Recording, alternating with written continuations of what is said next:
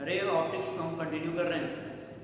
पिछले क्लासेस में हमने प्लेन मिरर से रिफ्लेक्शन के बारे में समझा, उससे जो इमेज का फॉर्मेशन है उसके बारे में देखा कि कैसे इमेज बनता है और जो इमेज बनता है उसका नेचर कैसा होता है, उसके बारे में हमने डिस्कस किया। फिर हमने देखा कॉम्बिनेशन ऑफ प्लेन मिरर्स, दो प्लेन मिरर्स के कॉम्बिनेशन से जो इमेजेस बनते थे उनका नेचर कैसा होता था, कितने नंबर ऑफ इमेजेस बनते हैं, उनके बारे में हमने डिस्कस किया था। अब हम शुरू करेंगे स्फेरिकल मिरर के बारे में, ठीक है। तो रिफ्लेक्शन थ्रू स्फेरिकल मिरर हम पढ़ेंगे। अभी तक पूरा पार्ट जो हमारा चल रहा है रिफ्लेक्शन पे बेस्ड है, बाद में हम रिफ्रैक्शन के थ्रू जाएंगे। तो रिफ्लेक्शन में अगला जो टर्म है वो स्फेरिकल मिरर से रिफ्लेक्शन के बारे में पढ़ेंगे। तो सबसे पहले हम जानते हैं कि स्फेरिकल मिरर क्या होता है, ठीक। देखिए स्फेरिकल मिरर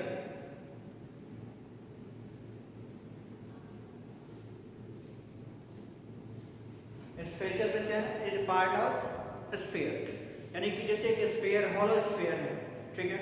आप ऐसे समझिए कि हमने कहा कि एक हॉलो स्फीयर हमारे पास देखिए यहाँ पे मिल गया, हॉलो स्फीयर है,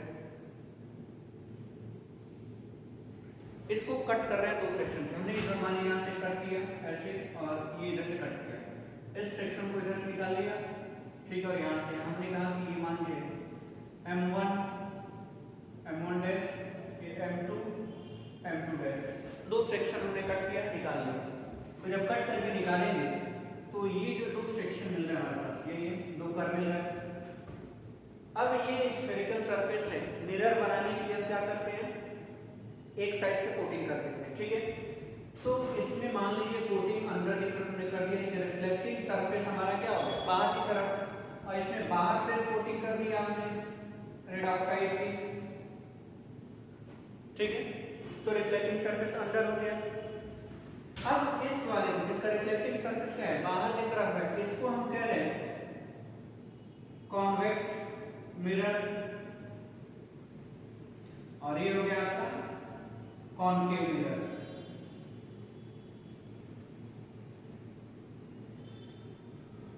ठीक है।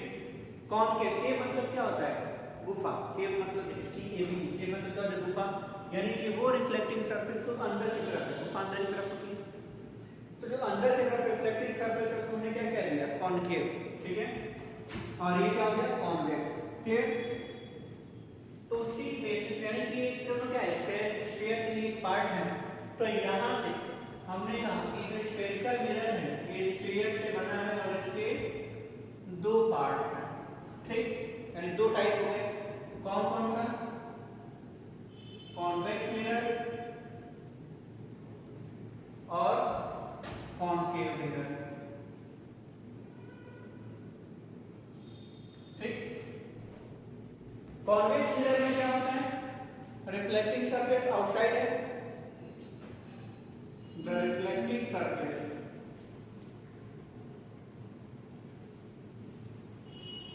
is on the outer surface of a sphere, ठीक। और कॉनकेव में क्या हो रहा है, ये अंदर की तरफ है, स्फेरिकल पार्ट है, तो स्फीयर में देंगे स्फेरिकल पार्ट, स्फेरिकल पार्ट, ठीक है। और ये क्या हो गया आपका, इसमें हम देख रहे हैं कि रिफ्लेक्टिंग सरफेस क्या है इनसाइड है, ठीक है। तो यहां पे जाएंगे the reflecting surface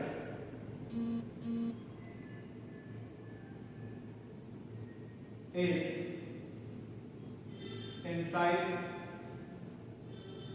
the reflecting surface is on the inner surface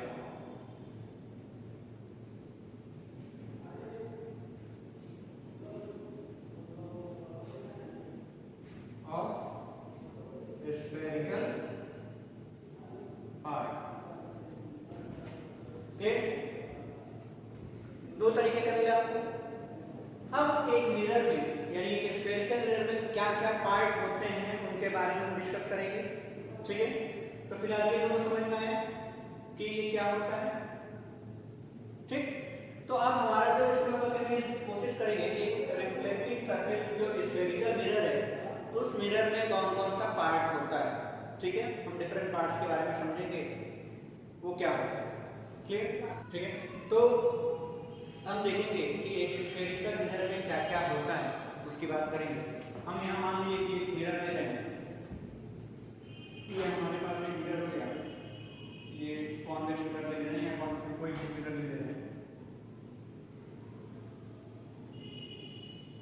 ये हमने लिया एक मिरर, ठीक, ये एम डैश हो गया अपर्चर है, ठीक है, ये क्या हो गया अपर्चर हो गया, यानी कि जो रिफ्लेक्टिंग सरफेस का लेंथ है वो क्या होगा अपर्चर हो गया।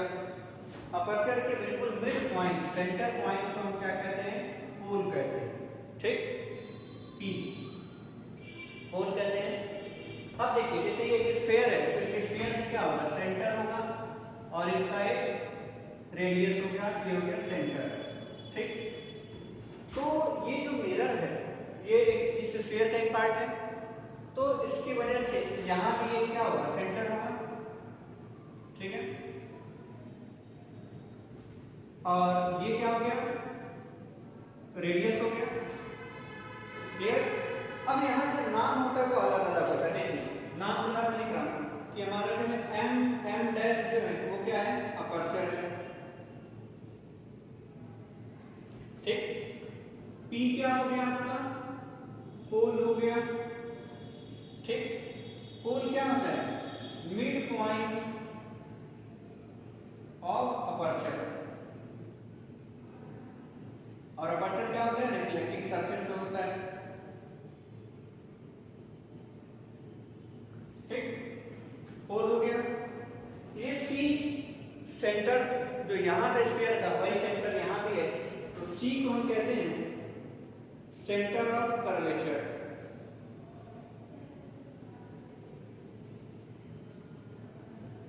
ठीक। सेंटर ऑफ कर्वेचर क्या होता है, the centre of sphere of which the mirror is a part, ठीक। ये डेफिनेशन होता है सेंटर ऑफ कर्वेचर का, the centre of sphere of which the mirror is a part is known as centre of curvature. दूसरा, अब ये हम कह रहे हैं रेडियस है, ये जो लेंथ है क्या है, रेडियस है, आर, इसको कहते हैं मिरर के टर्म में radius of curvature,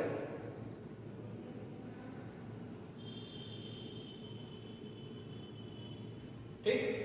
radius of curvature का डेफिनेशन जो होता है क्या, द रेडियस, यहां पे तो रेडियस सरफेस करेंगे, the radius of sphere of which the mirror is a part is known as radius of curvature, ठीक। जैसे सेंटर ऑफ कर्वेचर के डेफिनेशन में लिखा है वैसे ही रेडियस ऑफ कर्वेचर का डेफिनेशन क्या हो जाएगा, it is the radius of sphere of which the mirror is a part, तो रेडियस ऑफ कर्वेचर हो गया। अब देखिए, अब इन दोनों के बिल्कुल बीचों बीच का पॉइंट, इसको कहते हैं एफ, फोकस, ठीक, यानी एफ आपका क्या हो गया, फोकस, ठीक, या फोकल पॉइंट, यानी ये क्या है, सेंटर ऑफ या mid point of radius of curvature, ठीक है, यही हम कहते हैं क्या, mid point of radius of curvature, clear, mid point of radius of curvature, ठीक। आर मिड पॉइंट क्या रहेगा, फोकल। अब फोकस और पोल के बीच का जो डिस्टेंस है, ये देखिए, ये डिस्टेंस जो होता है वो होता है स्मॉल एफ, जिसको कहते हैं फोकल लेंथ, ठीक। स्मॉल एफ क्या हो जाता है आपका, फोकल लेंथ, यानी कि distance between focal point and pole, ये हो गया डिस्टेंस, ये क्या कहलाता है, फोकल लेंथ कहलाता है, क्लियर। तो ये चीज हो गया। अब यहां से ये पीछे की तरफ एक्सटेंड हो सकता है, दूर तक ये ऐसे जा सकता है, ठीक, और ये फिर यहां से इधर पीछे की तरफ जा सकता है, दोनों साइड एक्सटेंड हो सकता है, क्लियर। तो इस लेंथ को हम क्या कहते हैं, ये जो लेंथ होता है इसको हम कहते हैं प्रिंसिपल एक्सिस, ठीक, रेफरेंस लेकर के चलते हैं इमेज फॉर्मेशन के समय इसी लाइन को। ठीक है, तो प्रिंसिपल एक्सिस क्या होता है? The straight line joining C F and P. ठीक है, तो प्रिंसिपल एक्सिस की बात कर लेते हैं। देखिए यही है ना अपना सी एफ पी, या तो क्या है प्रिंसिपल एक्सिस, यानी ये क्या है? The straight line joining center of curvature, focus and pole of mirror is known as principal axis। ठीक, तो ये जितने भी आपके पॉइंट्स हैं उन सब का डेफिनेशन यहाँ से आप लिख सकते हैं आसानी से। ठीक है, सबके बारे में। अब ये जो है आपका क्या है? नॉमेनक्लेचर कह सकते हैं कि जो नेमिंग है उसका मतलब क्या है, कहां पे वो लाई कर रहा है। ये एक स्फेरिकल मिरर के पार्ट्स, ये जो नाम है ये सब दे रखे हैं। ठीक है, अब इसी में हम क्या होता है, प्रिंसिपल एक्सिस है, हम हमेशा ऑब्जेक्ट को यहाँ रखते हैं, इमेज यानी ऑब्जेक्ट की लेंथ को इसी से रेफरेंस मानते हैं, कितना ऊपर और इमेज कितना ऊपर है कितना नीचे बन रहा है। तो जो length of object and image होता है वो कहां से लेते हैं? प्रिंसिपल एक्सिस से रेफरेंस मान के चलते हैं और वहीं से बनाते हैं इमेज। क्लियर? तो ये स्फेरिकल मिरर हो गया आपका। क्लियर हुआ? अब इससे हम इमेज फॉर्मेशन की बात करेंगे कि कैसा इमेज बनाते हैं। जैसे आपके पास चम्मच होता है, ठीक है, स्पून जिससे आप खाते हैं, उसमें देखिए दोनों तरह का मिरर होता है। ऐसे चम्मच है आपका, तो ये वाला जो साइड है, जब आप अपना फेस आप ऐसे देखेंगे तो वो क्या होता है आपका कॉनकेव मिरर, और जब उसको ऐसे देखेंगे तो उसको कहते हैं कॉन्वेक्स मिरर। ठीक, इमेज दोनों में बन रहा है लेकिन नेचर अलग अलग होता है। एक में देखिए पतला सा बनता है, एक में मोटा सा बनता होगा, ऐसे देखेंगे तो जो नेचर ऑफ इमेज है वो वेरी करता है और इसमें पोजीशन टू पोजीशन वेरी करता है। जैसे प्लेन मिरर में क्या होता था कि नेचर ऑफ इमेज पोजीशन पे वेरी नहीं कर रहा था।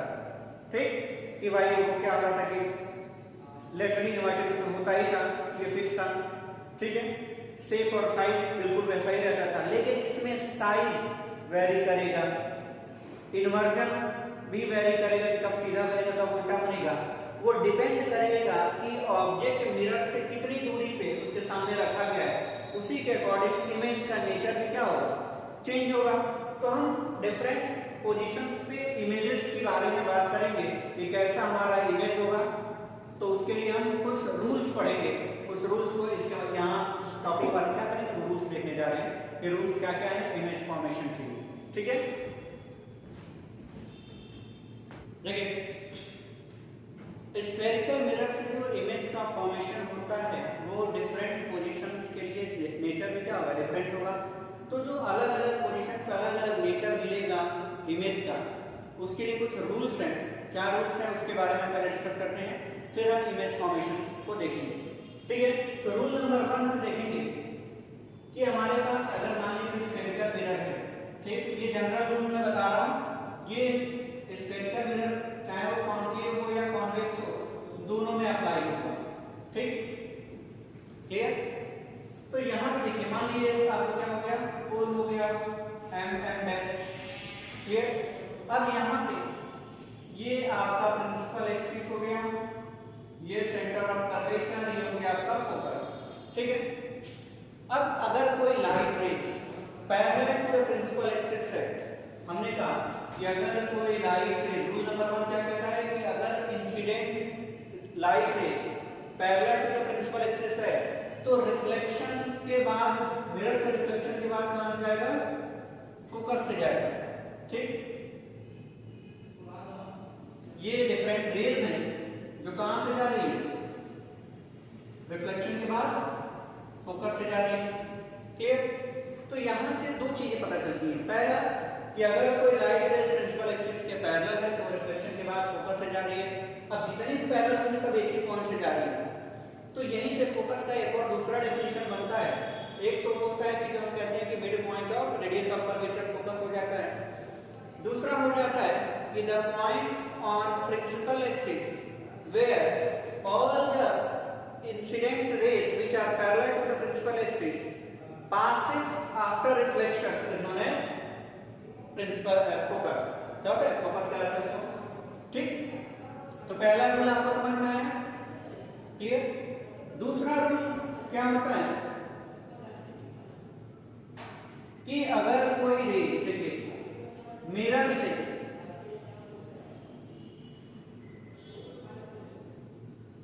ये हमारा प्रिंसिपल एक्सिस हो गया,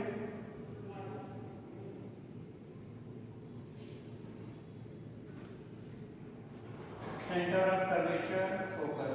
ठीक है, अगर कोई लाइट रेज कहां से पास करे? सेंटर ऑफ कर्वेचर से पास करेगी तो क्या होगा?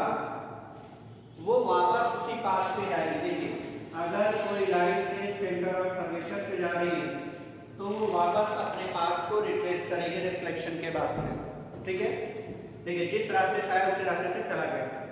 ऐसा क्यों होता है? रीजन बता रहा हूं. जैसे जिस पॉइंट पे टच कर रहा है उस पॉइंट पे अगर एक हम नॉर्मल ड्रॉ करें, एक टेंजेंट ड्रॉ किया, ठीक है, यहाँ हमने टेंजेंट ड्रॉ किया तो उस टेंजेंट का ये क्या हो जाएगा? Normal. Basic property of tangent, ठीक, सर्कल जब पढ़ेंगे उसमें पढ़ाया जाता है कि टेंजेंट पे सेंटर से पास होने वाली लाइन क्या होती है? परपेंडिकुलर होती है.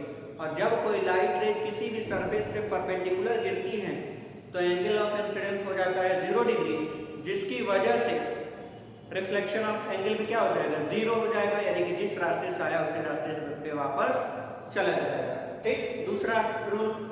तीसरा रूल क्या होता है कि ये जो रेज है वो अब दो तरफ से तो पास कर गया, तीसरा हम क्या कर रहे हैं? फोकस से पास करा रहे हैं. कि अगर कोई लाइट रेज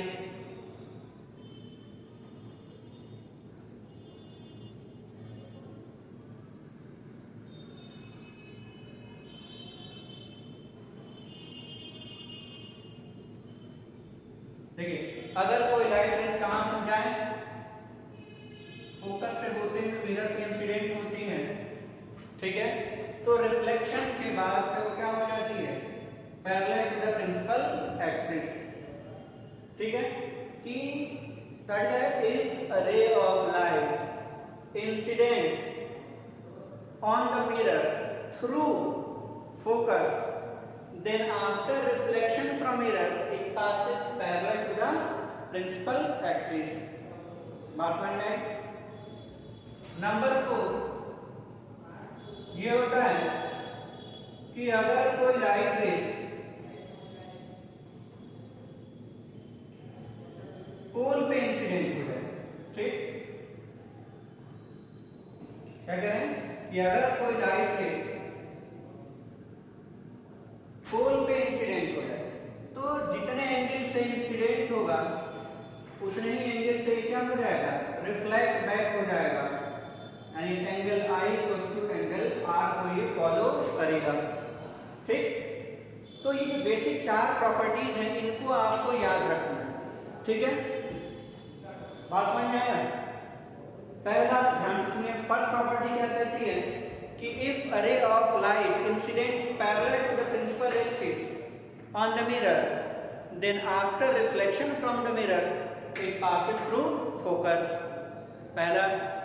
दूसरा point, if a ray of light incident on mirror through center of curvature, then after reflection it will retrace its path.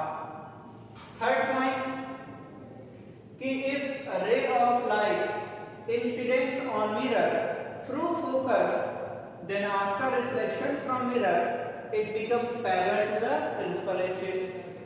ठीक, यानी कि इसी का उल्टा है. देखिए फोर्थ वाला पॉइंट कि if a ray of light incident at pole, then it follows the law of reflection, that is angle of incidence will be equal to the angle of reflection. तो स्फेरिकल मिरर से image formation के लिए ये चारों rule आपको याद होना चाहिए और कम से कम 2 रूल हम उसमें अप्लाई करते हैं. ठीक, देखिए बहुत क्लियर कट एक पॉइंट याद रखना है आपको नोट करके कि अगर कोई भी रेज नॉर्मल इंसिडेंट होती है किसी सरफेस पे, ठीक, नोट करके पॉइंट कर लिख रहे हैं कि इफ अ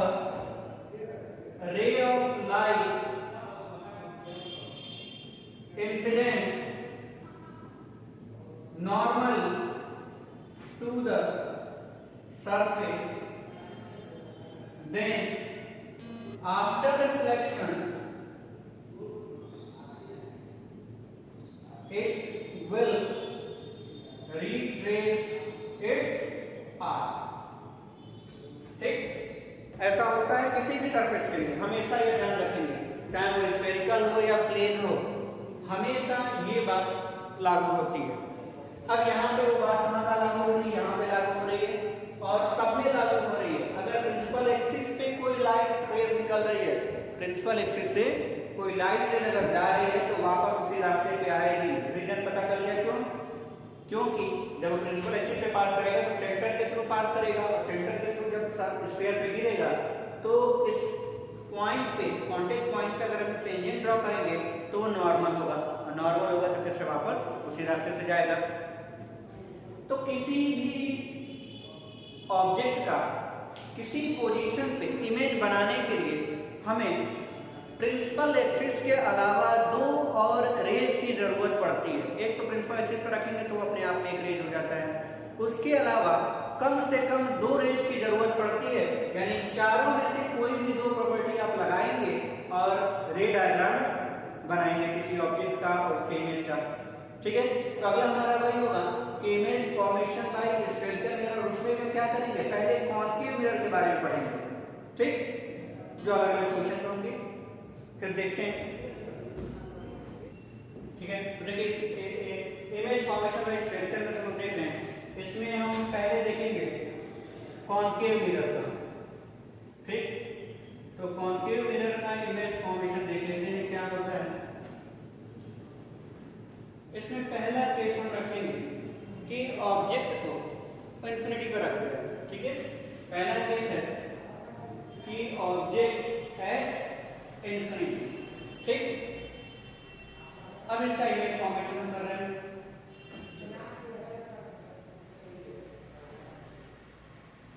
ये हमारा हो गया मिरर एम डैश, इसका इक्वल हो गया और इधर से ये इसका निकल के आ गया प्रिंसिपल एक्सिस। ठीक,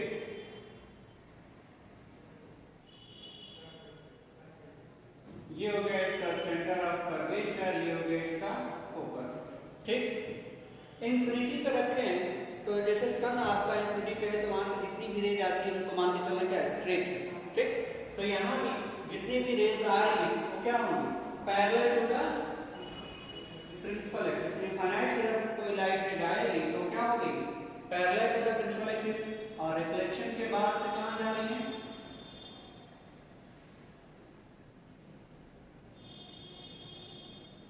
फोकस से पास हो रही है। देखिए रिफ्लेक्शन के बाद से दोनों रेज फोकस से हैं। अब यहाँ पे इमेज का फॉर्मेशन होगा। मैंने बिल्कुल आपको स्टार्टिंग में बताया है कि जहां भी रिफ्लेक्टेड रेज इंटरसेक्ट करती हैं या अपीयर्स टू बी इंटरसेक्टेड, ठीक है, तो वहीं पे आपका इमेज बनता है। अब यहाँ पे फोकस पे दोनों रेज इंटरसेक्ट कर रही हैं तो इमेज कहाँ बनेगा, फोकस पे। तो अब यहाँ अगर नेचर देखिए इसका तो कैसा हो जाएगा, नेचर इसका देखिए, इमेज कहाँ बन रहा है, इमेज एट एफ, फोकस पे इमेज बना। अब देखिए क्या ये एक्चुअल इंटरसेक्शन से बना है, रिफ्लेक्टेड रे क्या एक्चुअल इंटरसेक्ट कर रही है, तो यस, तो इमेज कैसा हो गया आपका, रियल इमेज। ठीक, अब रियल जब भी होता है तो क्या होता है, इनवर्टेड होता है। ठीक, इस केस में इनवर्टेड इसका प्रूफ है, आगे इसका प्रूफ में देखेंगे कि जब भी रियल होगा क्या होगा, इनवर्टेड होगा। या साइन कन्वेंशन से हम पता लगाएंगे कि ये क्या होगा, जब भी इमेज रियल बनेगा क्या होगा, ये इनवर्टेड होगा। तो real image and inverted, real और इनवर्टेड इमेज हो गया। Third point, size. हमने कहा कि रेफरेंस हमेशा किससे ले रहे हैं, प्रिंसिपल एक्सिस से ऊपर या नीचे इमेज कितनी दूरी पे बन रहा है उसका क्या होगा, हाइट होगा। अब ये जो इमेज है वो प्रिंसिपल एक्सिस पे ही बना, तो एक पॉइंट पे कट किया तो क्या हो गया, इमेज का साइज, पॉइंट साइज। ठीक, ये नेचर हो गया इसका। दूसरा हम कह रहे हैं ऑब्जेक्ट को थोड़ा पास में ला लेंगे, सी से पहले ऑब्जेक्ट कहां रख रहे हैं, beyond C. Centre of curvature से थोड़ा सा पहले, तो इमेज कैसा बनेगा देखिए।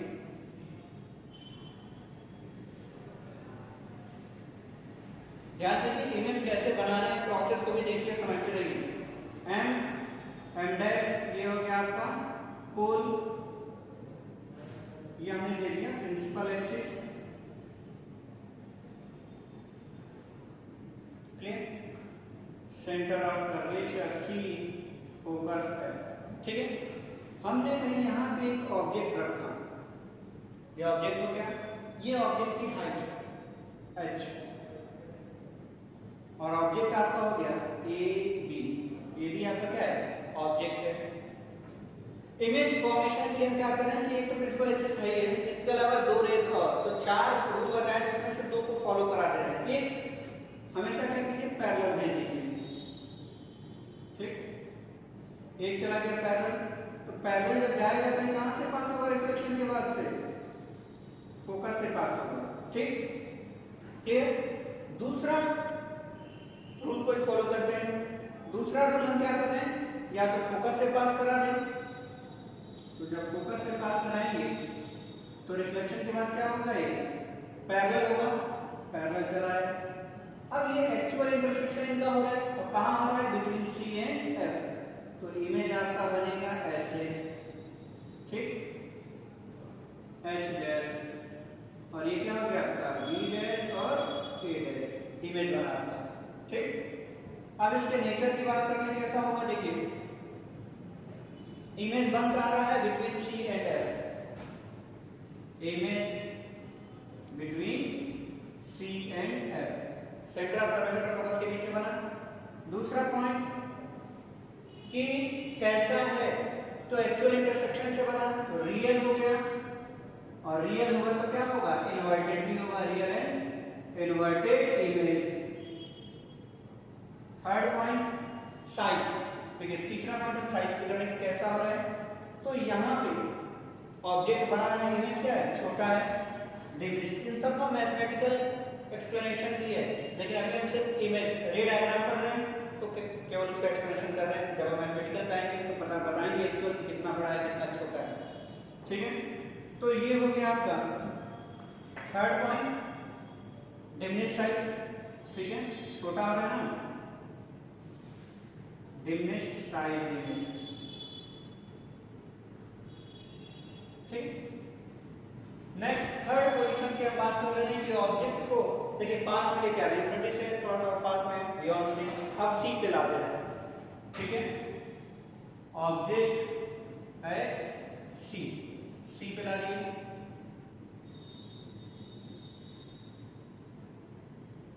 फिर ये हमारा हो गया आपका mirror M dash, principal axis, pole, centre of curvature, focus, इस बार ऑब्जेक्ट हमने यही रखा, सेंटर ऑफ कर्वेचर पे, ऑब्जेक्ट हमारा हो जाएगा ए बी, ठीक। यहां से देखिए पैरेलल एक्सिस, पैरेलल एक लाइन दे रहे हैं, रेस प्रिंसिपल एक्सिस के पैरेलल, रिफ्लेक्शन के बाद कहां से चला गया, फोकस से। दूसरा क्या कर दे रहे हैं, फोकस से पास करा दे रहे हैं, ठीक। ये ध्यान रहे ये लाइन ऐसे स्ट्रेट होनी चाहिए, रेस सीधी आनी चाहिए, ठीक। अब ये रिफ्लेक्शन के बाद कहां से जाएगा, फोकस से निकल जाएगा आपका, सॉरी पैरेलल, रिफ्लेक्शन फोकस से पास होगा, तो रिफ्लेक्शन के बाद कहां से जा रहा है, parallel to the principal axis, तो जहां ये इंटरसेक्ट किया वहीं पे क्या होगा, इमेज बनेगा, एक्चुअल इंटरसेक्शन हो रहा है, और जस्ट सेंटर ऑफ कर्वेचर के नीचे ही हो रहा है, देखिए। तो आपका हो गया बी डैश ए डैश, इमेज बना। नेचर क्या लिखेंगे इसके बारे में, कहां बन रहा है, इमेज एट सी। दूसरा कैसा बना, एक्चुअल इंटरसेक्शन है तो रियल, और रियल होगा तो क्या रखेंगे, इन्वर्टेड इमेज, ठीक। थर्ड पॉइंट क्या हो जाएगा आपको, देखिए साइज, जितना साइज है उतना ही साइज ये भी होगा। Third point same size image, का साइज ऑब्जेक्ट के साइज के बराबर हो जाएगा। नंबर 4 चौथा क्वेश्चन, ऑब्जेक्ट को थोड़ा और पास लेके जाइए मिरर के, तो ऑब्जेक्ट कहां चला गया, object between C and F, centre of curvature और फोकस के बीच में ला दिए।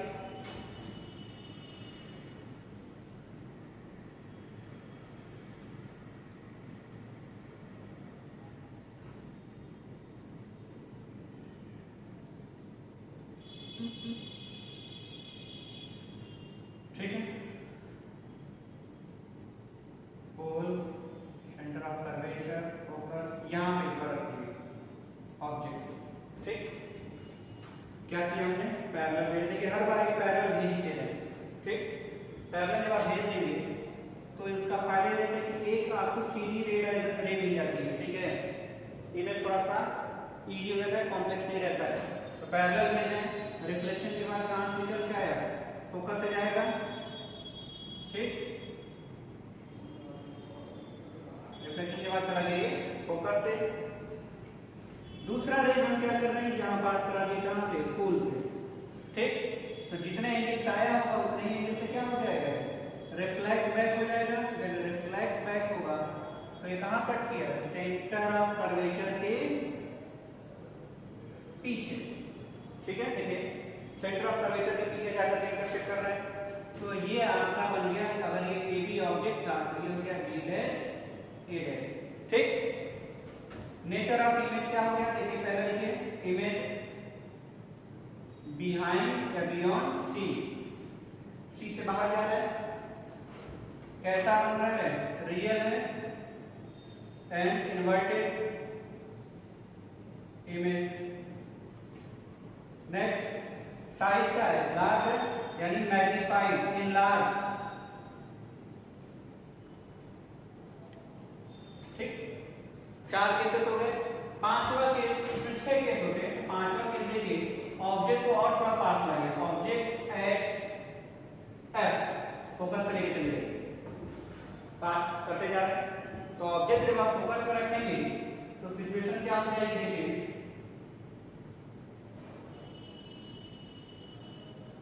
पोल हो गया आपका, सेंटर ऑफ कर्वेचर एफ, हमने यही कर दिया ऑब्जेक्ट। ठीक, तो ऑब्जेक्ट जब यहां रखेंगे और एक रेज आपने भेज दिया पैरेलल, तो ये रिफ्लेक्शन के बाद कहां चला जाएगा, फोकस से जाएगा।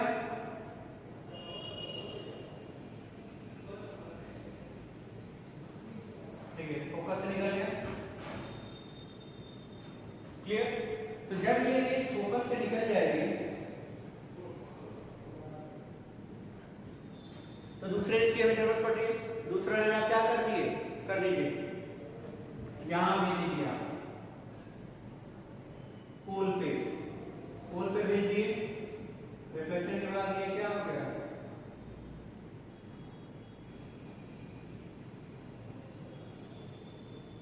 ये दोनों रेज क्या हो रही हैं, पैरेलल जा रही हैं।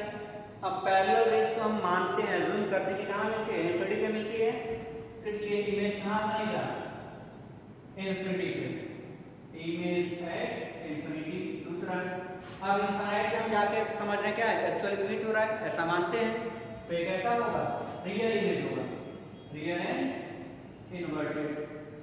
अब इनफाइनाइट पे जाएगा, बहुत बड़ा इमेज हो सकता है, हम अंदाजा नहीं लगा सकते, इसलिए हम क्या कहते हैं, हाईली मैग्नीफाइड इमेज, बहुत ही ज्यादा बड़ा, हाईली मैग्नीफाइड इमेज। ठीक, ये हाईली मैग्नीफाइड इमेज हो जाता है। नेक्स्ट आपका देखिए नंबर 6, और ऑब्जेक्ट को पास लाइए, ऑब्जेक्ट कहां लेके चलेगा, between F and P, focus और पोल के बीच में लेकर के चलेगा। तो इस बार जो केस बनेगा, इसको देखिए ध्यान से,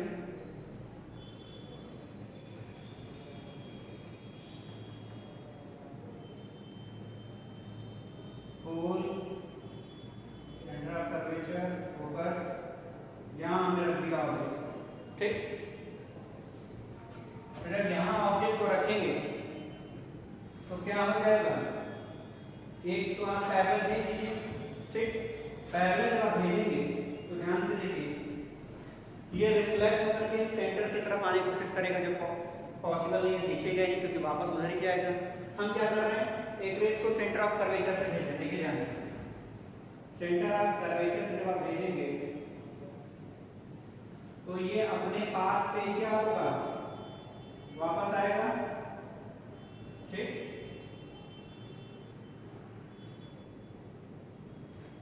अपने पाथ पे आ गया वापस, ठीक है। दूसरा क्या कर रहे हैं, पोल पे भेज रहे हैं, ठीक है। जब आपने दूसरे रेज को पोल पे भेजा तो ये क्या होगा, रिफ्लेक्ट बैक होगा इधर की तरफ, आई और आर। अब ये दोनों डाइवर्ज हो रहे हैं जो कभी नहीं मिलेंगे, ठीक। देखिए ये दूर भागता जाएगा और दूर भागता जाएगा, कभी मिलेंगे नहीं। लेकिन अब अगर हम इसको पीछे की तरफ एक्सटेंड करें, देखिए अज्यूम कर रहे हैं कि अगर ये मान लीजिए कुछ ऐसे पीछे की तरफ जाएगा, ठीक। जब ये पीछे की तरफ जाएगा तो यहाँ पे जाके इंटरसेक्ट किया तो यहाँ पे ये इमेज बन जाता है आपका, ठीक। इमेज ऐसा बन जाता है A डैश B डैश, ठीक। अब यहाँ पे पीछे बना, अज्यूम हो रहा है, हमने अज्यूम कर किया ना कि पीछे की तरफ जाना के इंटरसेक्ट किया, तो ये एक्चुअल इंटरसेक्शन तो हुआ नहीं, तो इमेज कैसा होगा आपका, वर्चुअल इमेज होगा, ठीक। अब बनेगा काम, देखिए इमेज बन रहा है, इमेज बिहाइंड मिरर, मिरर के पीछे। दूसरा पॉइंट कैसा है, वर्चुअल है, तो जब भी वर्चुअल होगा वो कैसा होगा, इरेक्ट होगा। और तीसरा पॉइंट देखिए मैग्नीफाइड, बड़ा बन रहा है तो मैग्नीफाइड, ठीक। तो ये 6 पॉसिबल पोजीशंस होती हैं ऑब्जेक्ट पर रखने की और इमेजेस के बनने की, ठीक है, जिनको हमने रे डायग्राम से आपको बताया। तो हमेशा याद रखिए प्रिंसिपल एक्सिस के अलावा आपको 2 रेज की जरूरत पड़ रही है इमेज को बनाने के लिए, और नेचर में जब भी रियल बनेगा इन्वर्टेड होगा, वर्चुअल बनेगा इरेक्ट होगा, ठीक। और same size of image change हो रहा है। तो यहाँ से कंक्लूजन क्या निकल रहा है कि देखिए जितना दूर ऑब्जेक्ट उतना छोटा इमेज। ध्यान से देखिए इंफिनिटी का हमने ऑब्जेक्ट रखा, इमेज पॉइंट साइड, जैसे जैसे हम पास में आते जा रहे हैं साइज ऑफ इमेज इंक्रीज होता जा रहा है। सेंटर से पहले हैं तो छोटा छोटा है, सेंटर पे आते बराबर हुआ, और सेंटर से अंदर जा रहे हैं इमेज पीछे, यानी हम पास आ रहे हैं, ऑब्जेक्ट पास जा रहे हैं, इमेज दूर होता जा रहा है, और ऑब्जेक्ट पास आ रहा है तो इमेज दूर होते होते बड़ा भी होता जा रहा है, ठीक है। और इसमें सब जगह रियल इमेज बन रहा है, एक्सेप्शनल केस एक ही है कि जब ऑब्जेक्ट पोल और फोकस के बीच में होगा तभी सिर्फ वर्चुअल इमेज बनेगा, अदरवाइज हर केस में आपका जो इमेज है वो कैसा बन रहा है, रियल एंड इन्वर्टेड। तो इसे आप देख लीजिए, बना लीजिए। आज के लिए थैंक यू।